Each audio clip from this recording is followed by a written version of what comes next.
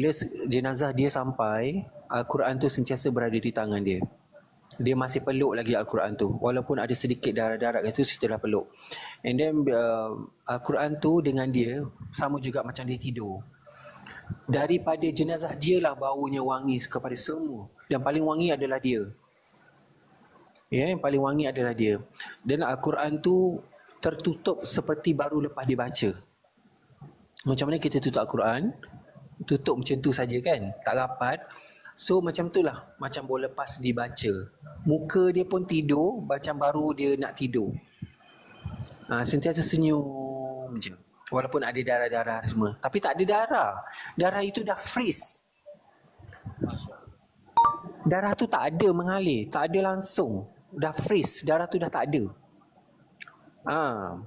So itu adalah, macam saya cakap tadi, itu adalah pengalaman pertama kami mendapat jenazah yang begitu.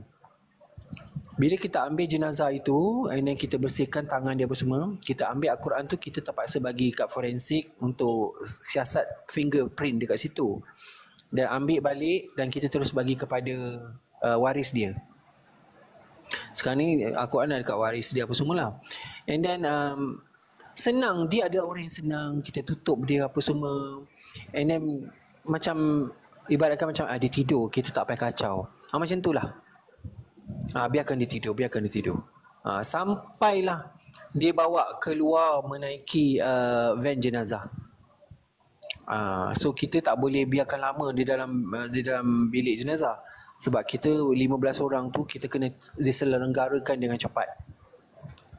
Okay, dia adalah orang yang saya tak tahu nak cakap, macam bau dia tu sampai sekarang saya tak ada. Saya sampai terbau-bau tau. Sampai sekarang saya balik KL, sampai sekarang kat KL saya macam masih terbau-bau lagi bau benda tu. Dia bukan bau macam bunga, dia bukan bau macam limau. Dia sesuatu benda yang tak pernah ada bau di dalam dunia ni. Itu yang saya nak cakap. Sangat tragis benda ni, sangat memilukan bagi saya. Ini adalah sesuatu ni di Universiti Malaysia yang berlaku